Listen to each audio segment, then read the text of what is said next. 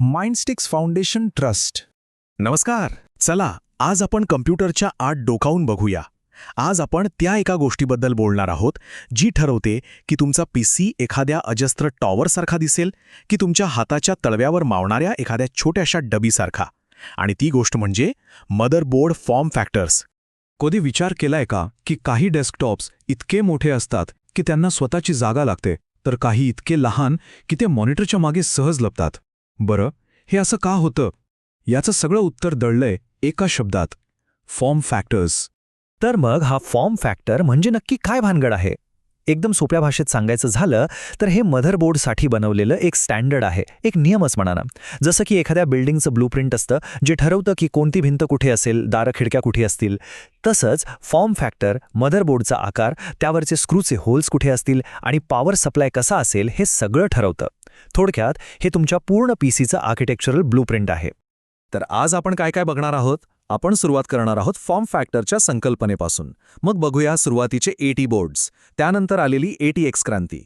PC लहान का होत गेले ते समजून घेऊया आणि मग त्या अजस्त्र सर्व्हर बोर्ड्सबद्दलही बोलूया. आणि सगळ्यात शेवटी हे सगळे इतकं महत्त्वाचं का आहे यावर नजर टाकूया. चला तर मग थोडं इतिहासात डोकावूया. कम्प्युटर क्रांती जेव्हा नुकतीच सुरू होत होती तेव्हा बाजारात फक्त एकाच नावाचा दबदबा होता, IBM. आणि त्यांनीच खरं तर पीसी कसा असावा याचा पहिला नियम तयार केला.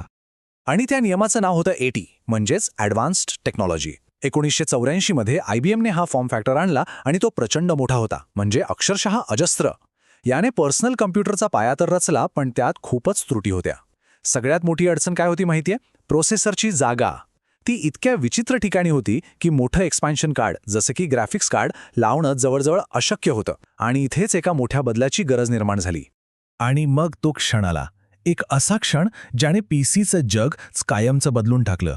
AT फॉर्म फॅक्टरच्या सगळ्या समस्यांवर एकच उत्तर होतं: एक नवीन, अधिक स्मार्ट डिझाईन.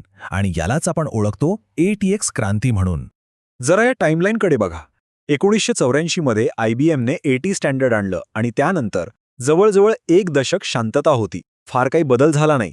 पण मग 1995 मध्ये इंटेलने ATX बाजारात आणलं आणि अक्षरशः सगळं चित्रच बदलून गेलं. त्यानंतर तर जणू काही एक शर्यतच लागली, छोटे आणि जास्त कार्यक्षम बोर्ड्स बनवण्याची. खरं सांगायचं तर ATX हाच या कथेचा खरा हिरो आहे. याचं डिझाईन इतकं हुशारीने केलं होतं ना. एक छोटंसं उदाहरण देतो. यात प्रोसेसरची जागा बदलून ती थेट पॉवर सप्लायच्या फॅनच्या खाली आणली होती. याचा फायदा काय? प्रोसेसरला सतत थंड हवा मिळत राहिली. इतक्याशा बदलामुळे पीसी जास्त स्थिर आणि थंड झाले. आणि विश्वास ठेवा, ह्या डिझाईनचा प्रभाव आजही आपल्याला दिसतो. ATX इतकं यशस्वी झालं की लगेचच त्याचा एक लहान भाऊ पण बाजारात आला, मायक्रो ATX. नावाप्रमाणेच हे आकाराने लहान होतं, त्यामुळे छोटे कॉम्पॅक्ट पीसी बनवणं एकदम सोपं झालं. पण अर्थातच आकार लहान झाला की काहीतरी तडजोड करावीच लागते. इथे कमी जागा असल्यामुळे एक्सपॅन्शन स्लॉट्स कमी होते, म्हणजे मोठं ग्राफिक्स कार्ड किंवा इतर कार्ड्स लावण्यासाठी जागा कमी होती. हा होता आकार विरुद्ध क्षमता यांच्यातला एक क्लासिक ट्रेड ऑफ. आतापर्यंत आपण पाहिलं की डिझाईन कसं सुधारत गेलं, पण आता बाजारात एक नवीन ट्रेंड येत होता: छोटं तेच चांगलं. हा ट्रेंड म्हणजेच कम्प्युटरला अधिकाधिक लहान बनवण्याची एक प्रकारची शर्यतच सुरू झाली होती. आणि या छोट्या कम्प्युटर्सच्या युगाचे खरे हिरो होते ITX फॅमिलीचे बोर्ड्स. व्हिया टेक्नॉलॉजीजने हे छोटेखाने पण जबरदस्त शक्तिशाली बोर्ड्स बनवले. यांच्यामुळेच आज आपण पाहतो ते home theatre PC, media centres किंवा अगदी कमी वीज वापरणारे छोटे ऑफिस कम्प्युटर्स बनवणं शक्य झालं. जरा या तक्त्यावर नजर टाका, हे खरंच अविश्वसनीय आहे. सुरुवातीला आला मिनी ITX, जो आधीच खूप लहान होता. मग आला नॅनो ITX आणि त्यानंतर आला पिको ITX, जो तुमच्या क्रेडिट कार्डपेक्षाही थोडाच मोठा असेल. विचार करा, प्रत्येक पिढीसोबत मदरबोर्ड किती लहान होत गेले. आणि हाच तो फरक आहे. कुठे तो सुरुवातीचा 156 चौरस इंचाचा अजस्र AT बोर्ड आणि कुठे हा फक्त 10 चौरस इंचाचा पिटुकला pico ITX board.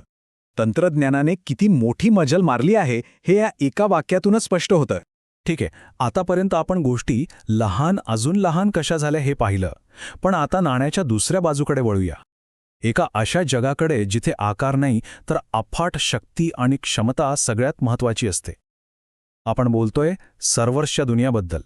Server grade मदरबोर्डचा मामलाच वेगळा असतो. इथे छोटं नाही चालत.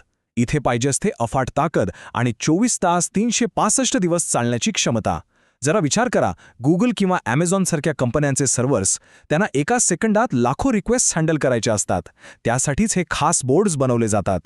HPTX किंवा SSIEEB सारखे फॉर्म फॅक्टर्स बघा. हे प्रचंड मोठे असतात आणि हा मोठा आकार गरजेचा असतो कारण त्यावर एकापेक्षा जास्त म्हणजे 2 किंवा कधीकधी 4 प्रोसेसर बसवावे लागतात, खूप जास्त रॅम लागते आणि खूप सारे एक्सपॅन्शन स्लॉट्स लागतात. हे सगळं मोठमोठ्या डेटा सेंटर्ससाठी गरजेचं असतं. तर मग आपण हा सगळा इतिहास पाहिला, AT पासून ITX पर्यंत आणि सर्व्हर बोर्ड्सपर्यंत. पण या सगळ्याचा आपल्यासाठी काय उपयोग, म्हणजे हे सगळं जाणून घेणं इतकं महत्त्वाचं का आहे? चला आता या कथेच्या सारांशाकडे येऊया. मुद्दा अगदी सोपा आहे. जेव्हा आपण PC बनवायचा विचार करतो तेव्हा मदरबोर्डचा फॉर्म फॅक्टर निवडणं हा पहिला आणि सगळ्यात महत्त्वाचा निर्णय असतो. का? कारण याच निर्णयावर तुमचा PCचा आकार ठरेल, याच निर्णयावर कोणती केस आणि पॉवर सप्लाय बसेल हे ठरेल. आणि सगळ्यात महत्त्वाचं, भविष्यात तुम्ही तुमचा PC किती अपग्रेड करू शकाल हे सुद्धा फॉर्म फॅक्टरच ठरवतो.